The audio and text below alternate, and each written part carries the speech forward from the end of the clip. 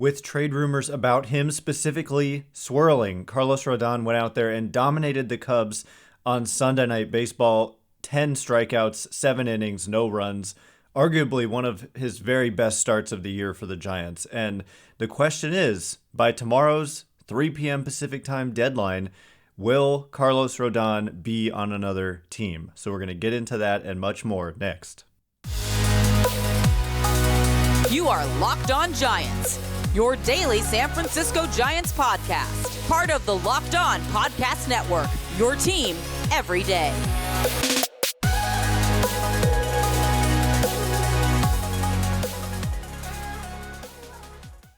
Hello and welcome to Locked On Giants, part of the Locked On Podcast Network, where it's your team every day. My name is Ben Kaspick, and on the show we provide daily episodes Monday through Friday, talking about the San Francisco Giants in a way that's data-driven and rational, but also simple, passionate, and accessible to all. I'm a former contributor for the baseball statistics and analysis websites Beyond the Box Score and Rotographs. I've been podcasting about the Giants since 2015, and I'm a lifelong fan. Thank you for making Locked On Giants your first listen every day. We're free and available wherever you get podcasts. Today's episode is brought to you by Vroom. With Vroom, you can buy a car entirely online and have it delivered straight to you, so you never have to go to a dealership again. So next time you need to buy a car, just grab your phone, go to vroom.com, and check out thousands of great cars.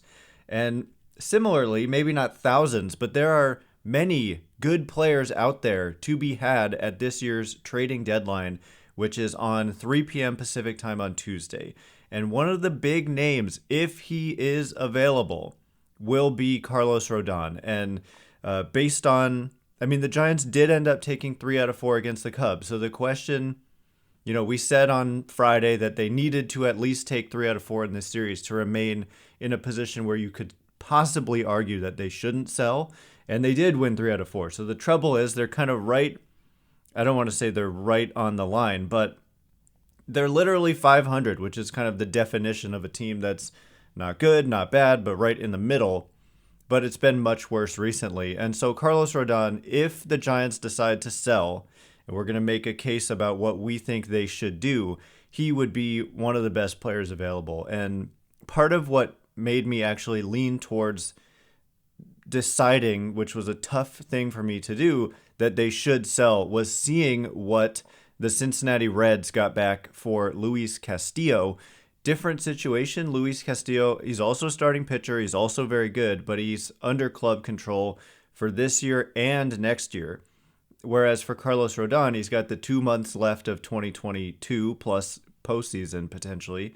And then he's got this opt-out that he's almost certain to exercise unless something were to go wrong, like he needed Tommy John surgery or something. That's basically the only scenario in which he would decide to not opt out. So given what the Reds got, and it was quite a haul, they got a player who many consider a top 10 or so prospect in the game, plus another top 100 prospect towards the back end, plus 2 more guys. It kind of led me to believe, because, it's a seller's market is what it confirmed. And here's the thing. The Giants would have to get a worthwhile return. Otherwise, it doesn't make sense to move him. The Giants are not 20 games out of a playoff spot. They're 4 games out of a playoff spot. If they win tonight against the Dodgers, they'll be 3.5 back. If they lose, they'll be 4.5 back. If they win, they'll be 1 game over 500. If they lose, they'll be 1 game under 500. I think I said that right. 1 over or 1 under. And so it has to be worthwhile it's not that you're necessarily giving up on your season, because as a starting pitcher, as much of an impact as they make in the 1 game out of every 5 that they pitch, they're not playing 4/5 of the time. And so I feel like the Giants could still possibly be competitive even without him. But my point is that the Giants have some leverage here. They don't have to trade him. They could easily justify not trading him and just continuing to try this season, making some additions even. And I know some people really don't agree with this, but you're in it. You're 4 games back. You've got 2 months to play. Your run differential suggests maybe you should be 3-4 games better than you are. And if you can shore up your defense, I really like the offense has been all right. The starting pitching has been good. The bullpen and the defense have been a problem, but those could potentially be addressed in a trade. And so anyway, you don't have to deal him. I think they should. I've ultimately got there in my evaluation of this team.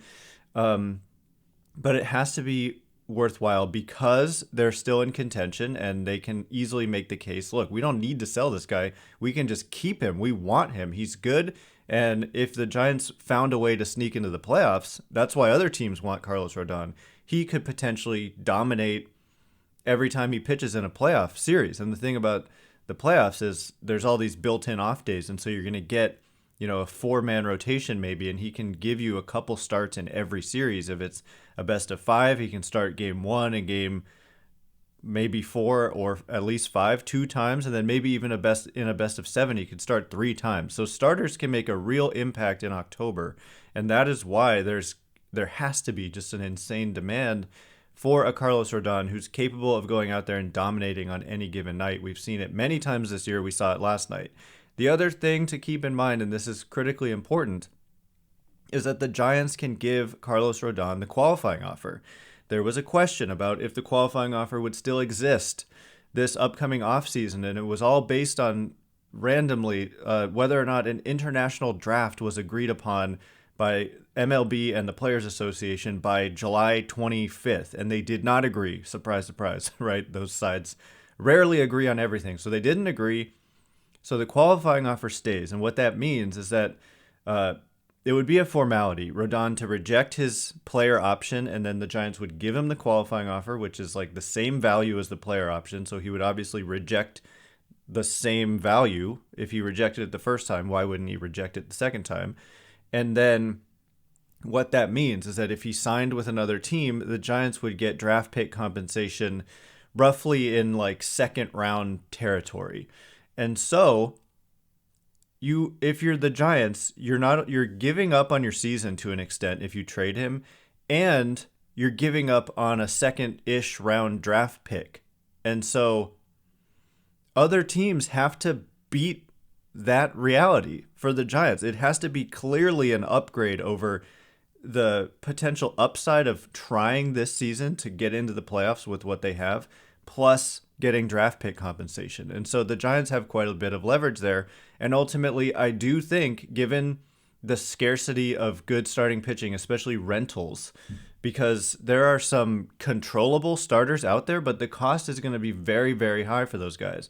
So technically, I think Rodón will be cheaper, but that doesn't mean he'll be cheap. It just means he won't be prohibitively expensive like some of these available potential non-rental starters like Tarek Skubal, like Pablo Lopez, like Luis Garcia. Somebody on the Astros has been made available, and I think these teams are making these controllable starters available because they recognize the dynamics of the market and that there's such a scarcity for pitching.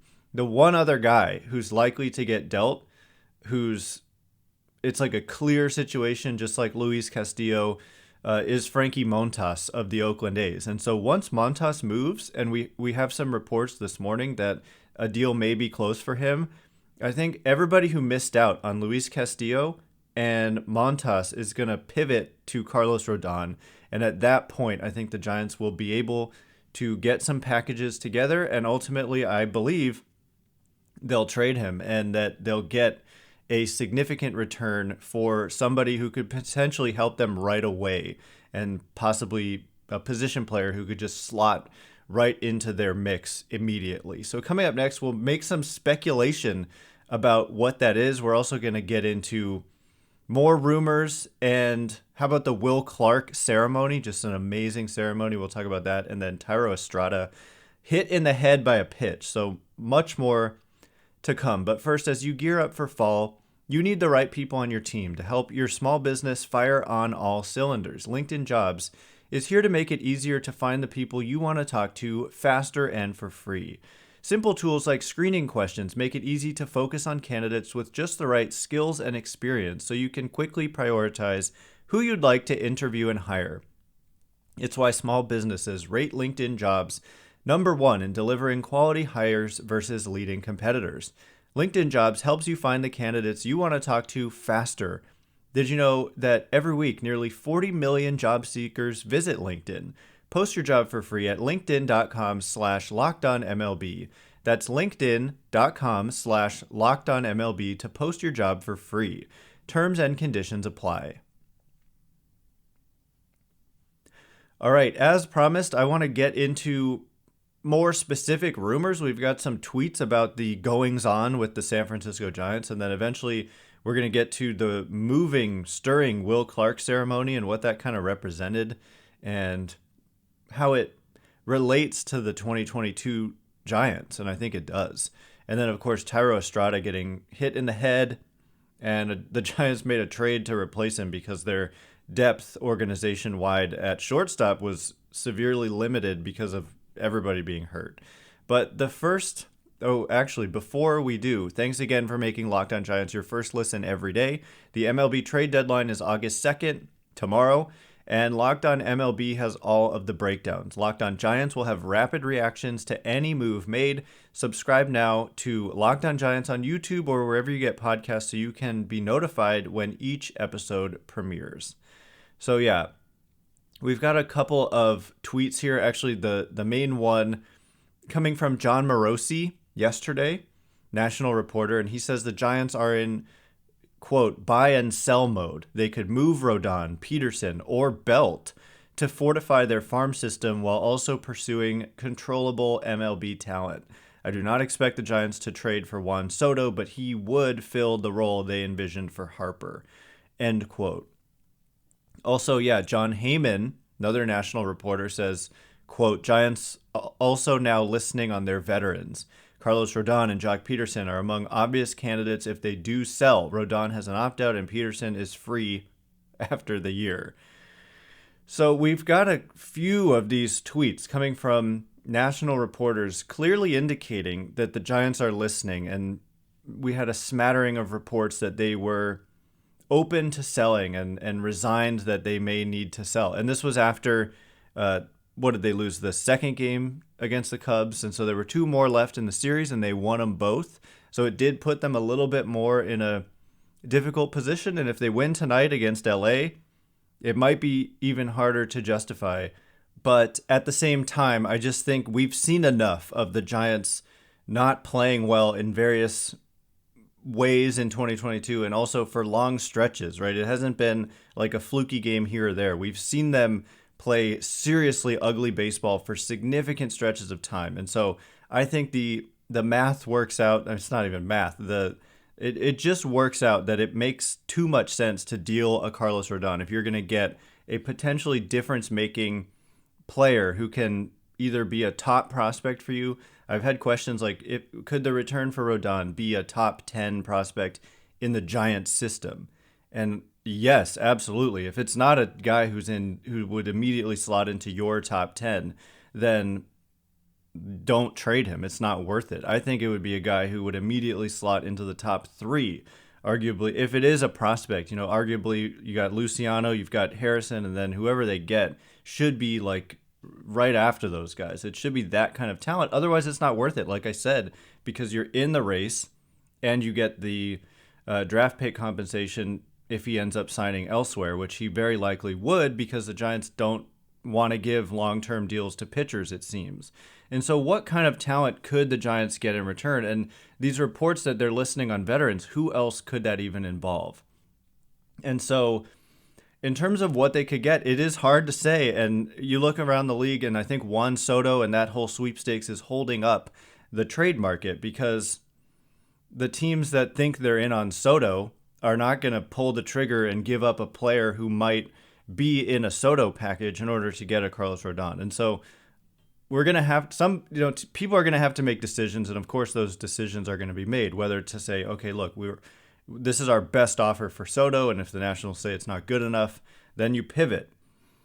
And so when I say that, I think of the St. Louis Cardinals and the fact that they have position players and just players in general who are like major league ready and could be involved in a trade either for Soto or for Carlos Rodón. You've also got the Toronto Blue Jays. I think that they have some pieces that the Giants would want. The New York Yankees. Also, Seattle Mariners, Jared Kelenic. Somebody threw this out to me on Twitter. don't have you pulled up. I apologize for that. But I think that that's a pretty solid idea, actually. Jared Kelenic, former top prospect, has struggled in the major leagues in limited playing time, but was thought to be a potential future star just last year before debuting in the major leagues. And like I said, it hasn't gone well in a limited kind of role for him in the last couple seasons, couple hundred plate appearances, really has gone poorly. But I don't know. I mean, the Mariners ended up getting Castillo, the other starter we mentioned. So I don't know if they're still in on Rodón, except Jerry Dipoto is kind of a wild man as their general manager. And I wouldn't put it past him to be very much not done. The question would just be, if they make another significant move, would it be for another starter? Would they want to go position player? And so it is interesting, actually. I want to throw this out.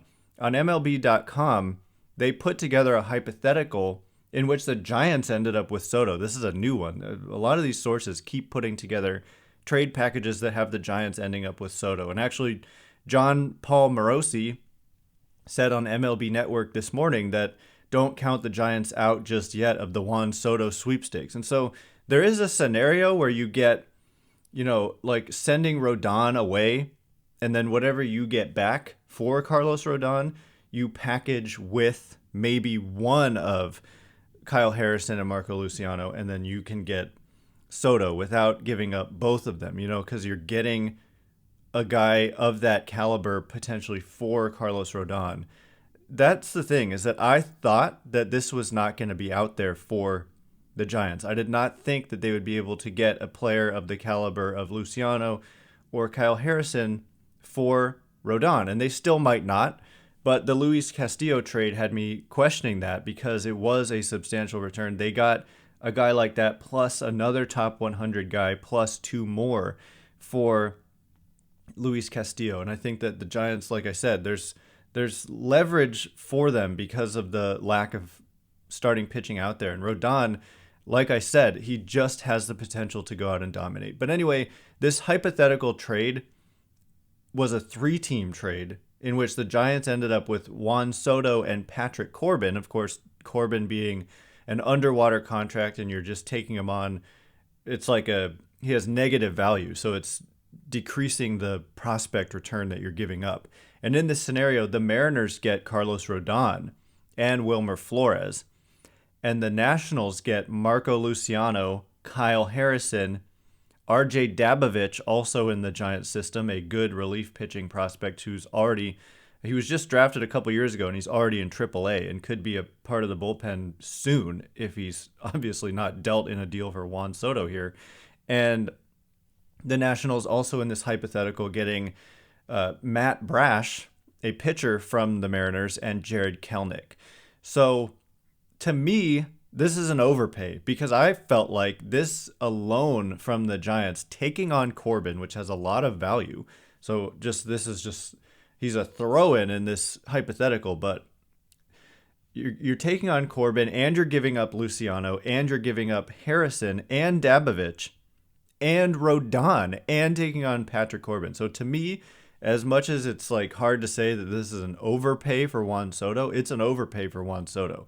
I think you could arguably do this without giving up Harrison or Luciano and just take them out, and you're taking on Corbin, you're giving Rodón to the Mariners, and then they're also getting Luciano and Dabovich and Brash and Kelenic. I think that would be a compelling package to Seattle or to the Nationals. Ultimately, I don't think Juan Soto makes the most sense for the Giants given their position because they would be so much, well, I was going to say so much worse, but you are getting Juan Soto in this hypothetical. I don't think it's likely, but as long as Soto is still untraded, it is something to watch for the Giants and for the entire league at large. But the Giants could also, like I said, make a move like this where you give Rodón to Seattle and in exchange you get Matt Brash and or Jared Kelenic. So I think it is a distinct possibility that they sell a Carlos Rodón given the reports that we've seen, and the buying and selling thing is interesting. And just we keep hearing that they're listening on veterans and they want to get younger and more athletic. And Brandon Belt was mentioned. The thing about Belt is he has 10-5 rights, meaning he can veto any trade. So I don't see that as the most likely scenario. Evan Longoria, does not yet have those rights, given that he hasn't been with the Giants for 5 seasons in a row yet. This is the 5th season, but it's not over yet. Brandon Crawford has those rights, so I don't see that happening. But, Tommy La Stella is a possibility. Not that you would get much in return, but, it's just something to watch. And then Jock Peterson. Wilmer Flores is a free agent at the end of the year. I think ultimately you're probably not going to get enough for him that it would justify moving him because he's so important to their team right now. But you just never know. And guys like Dom Leone, even a free agent at the end of the year, if the Giants do decide to start to tear down a little bit, it would make some sense to possibly just move all the guys you can get value for. I've said that they're still competitive enough that maybe you don't move the guys who aren't going to give you a meaningful return. And so the only guy who is like an obvious trade candidate who would get you a meaningful return is Rodón. And so he is the guy absolutely to focus on here as we follow this trading deadline for the next 24 hours or so. So coming up in just a minute, we're going to talk about this Will Clark ceremony. It kind of spoke to me in a meaningful way. And also, how about Thairo Estrada getting hit in the head and that whole situation? We'll get to it in a minute. But first, betonline.net is the fastest and easiest way to check in on all your betting needs. Find all your favorite sports and events at the #1 online source for odds, lines, and games.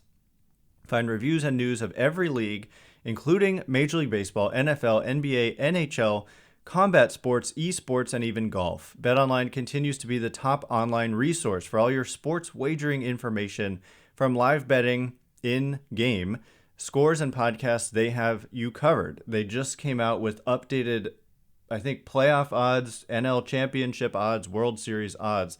I haven't even opened the email yet, but I know that these are fresh off the presses, and I would be interested to see, actually, because the Giants are on the fringe there. So head to the website today or use your mobile device to learn more about the action happening today. Bet online, where the game starts.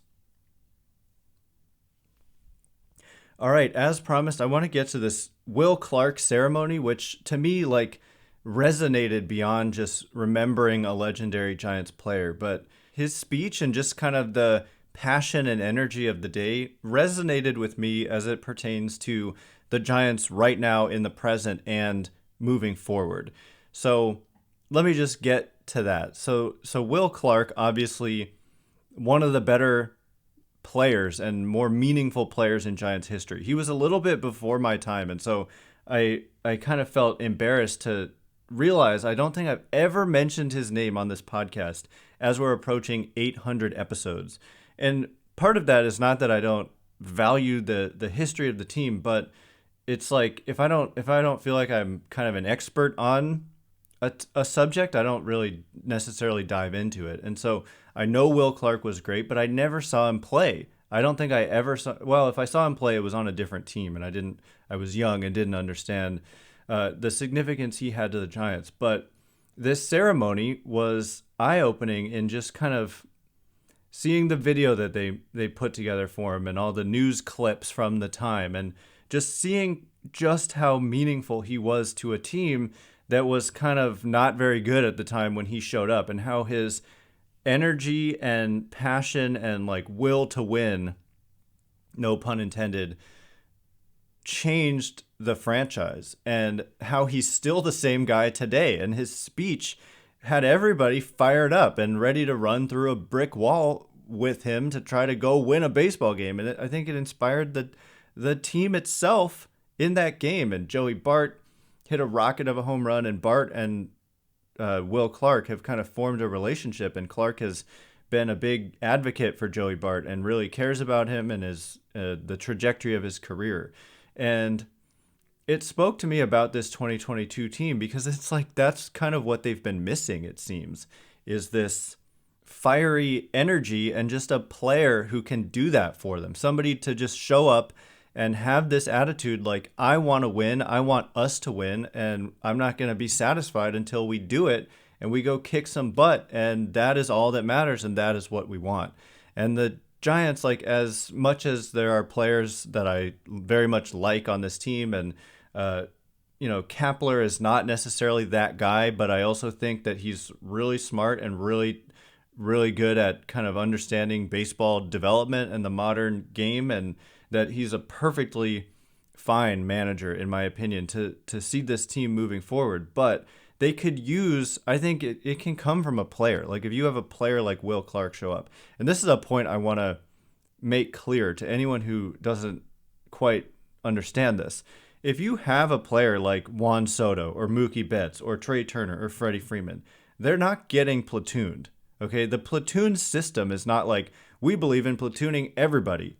Not at all. The platoon system is when you have platoon players, you platoon them. And so that's why I said in my episode on who to blame for what's gone wrong for the Giants this season, it's way more on the front office, because the platoon, like Jock Peterson is the quintessential platoon player.